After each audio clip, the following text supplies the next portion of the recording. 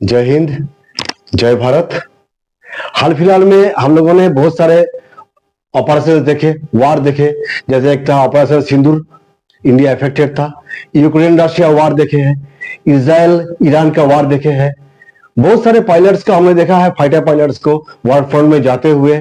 वहां पे अगर वन का एयरक्राफ्ट हिट हो गया है तो एयरक्राफ्ट से बाहर आ गए, यानी कि इजेक्ट कर गए, ठीक है ना। फिर वहां से उतर के जमीन पे उतरे। जैसे हमारा एक विंग कमांडर अभिनंदन सर भी थे, जब भी ग्रुप कैप्टन बन गए हैं, उनके मुबारक बहुत सारे। तो वो भी पाकिस्तान की धरती पे एयरक्राफ्ट इजेक्ट करके उतरे थे। उससे पहले वो F-16 को मार गिराए थे, बहुत बड़ी बात है। MiG-21 से F-16 को मार गिराना एक बहुत बड़ी बात है, and that is a sign of a very good piloting. He is one of the finest fighter pilot of India. ठीक है, ये उतरना, जमीन पे उतरना, हवाई जहाज से बाहर जाना इतना आसान नहीं है जितना आसान हम सबको दिख जाता है। ठीक है, तो आज का जो हमारा जो टॉपिक है, थोड़ी जानकारी हम सबको देना चाहते हैं regarding ejection from A fighter aircraft. ठीक है, कोई भी प्लेन से जो आउट होता है ये दो तरह का होता है। एक होता है अनअसिस्टेड, मैंने यहां पे लिखा है, और नंबर 2 इज असिस्टेड। ठीक है, अनअसिस्टेड जो है उसको कोई मैकेनिकल हेल्प या इलेक्ट्रॉनिक हेल्प कुछ मिलता नहीं है, हवाई जहाज से कूद जाता है, that is called jumping out of the aircraft. ठीक है, एंड जो असिस्टेड है दैट इज इजेक्शन, इसको उनको असिस्टेंट मिलता है एंड वो एयरक्राफ्ट से बाहर ऑटोमेटिक पहुंच जाते हैं। ठीक है, अच्छा अनअसिस्टेड जो है इसमें क्या होता है ना, सबसे बड़ी बात है हवाई जहाज का स्पीड कम होना चाहिए।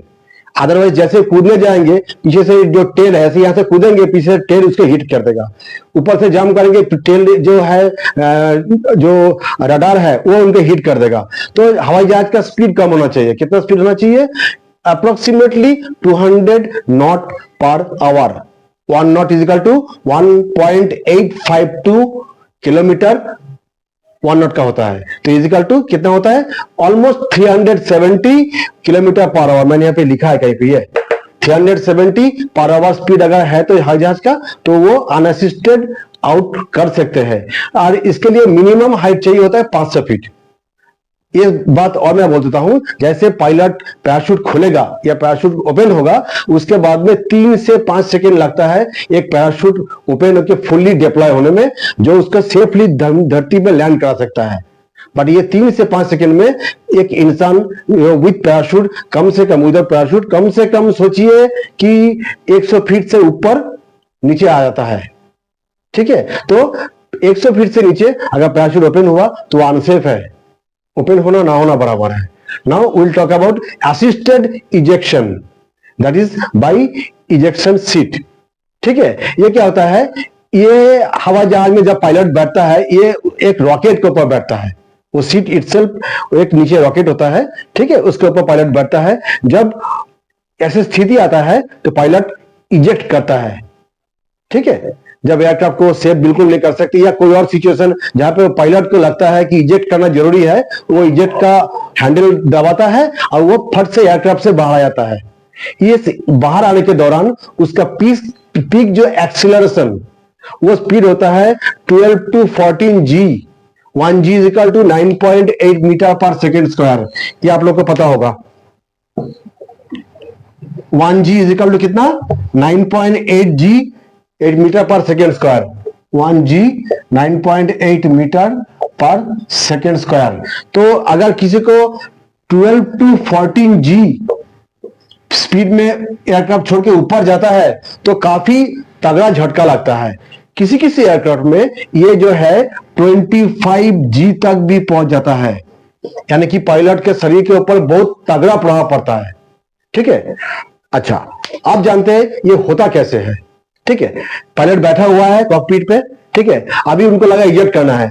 पहले वो आमतौर पे जो दो पैर के बीच में उनका हैंडल होता है, वो जैसे इजेक्शन हैंडल को पुल करता है तो जिस हार्नेस से वो सीट से बंधा हुआ रहता है, वो हार्नेस और ज्यादा टाइट हो जाता है। This is number 2 sequences. Number 3 क्या होता है? वो जब हार्नेस टाइट होता है, इजेक्शन के मुताबिक बॉडी ऑटोमेटिकली बेंड हो जाता है, ताकि स्पाइन पे, यहाँ पे, गर्दन पे खास असर ना पड़े।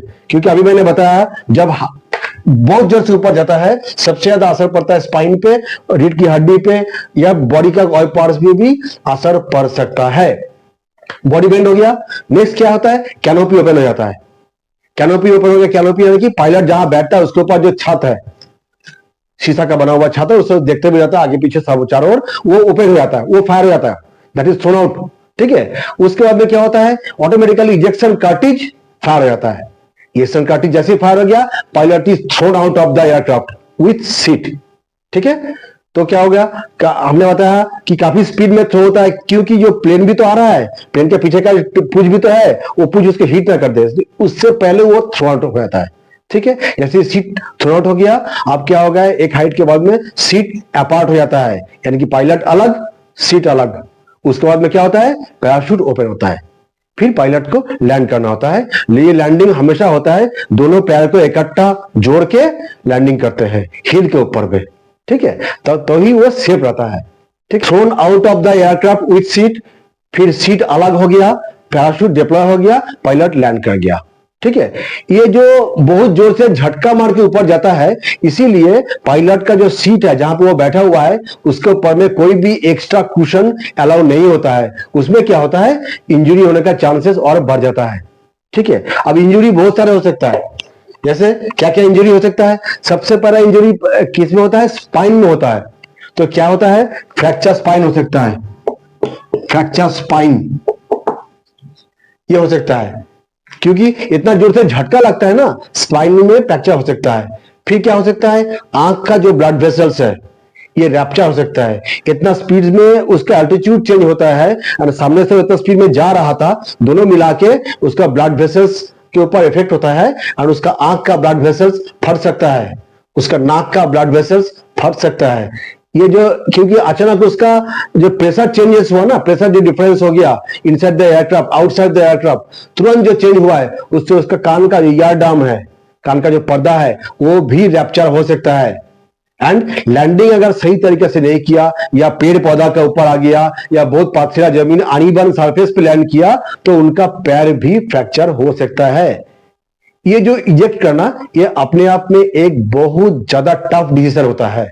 इनफैक्ट ये बहुत टफ नहीं, बहुत टफ डिसीजन होता है, बट हर एक फाइटर पायलट का माइंडसेट इतना स्ट्रांग होता है कि वो फ्रैक्शन ऑफ सेकेंड का अंदर में कोई भी डिसीजन लेता है, एंड वो सोचता है और उसको एग्जीक्यूट कर देता है, राइटली प्रॉपरली एग्जीक्यूट करता है।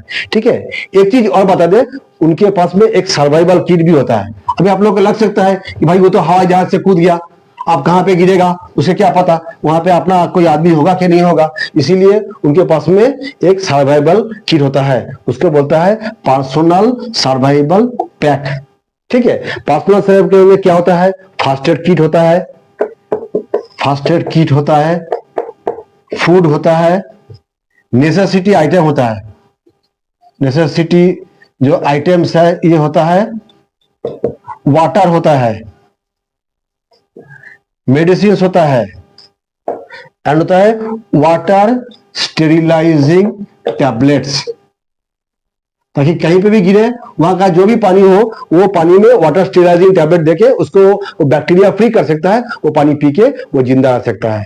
ठीक है, आज की छोटी सी जानकारी आप लोगों को दिया है, हम वो सब पायलट के लिए जो पायलट इजेक्ट कर चुके हैं या फिर आने वाला पल में वो इजेक्ट कर सकते हैं, उनका जो प्रॉब्लम्स है वो समझने के लिए। ये कभी कभी क्या होता है ना, कभी कभी सोचिए कि आपका मोहल्ला में कोई पायलट इजेक्ट कर गया, हो सकता है, तो हमने जो इंजरीज बताया है ये इंजरीज ध्यान में रखते हुए आपको उनको इवैक्यूएट करना है।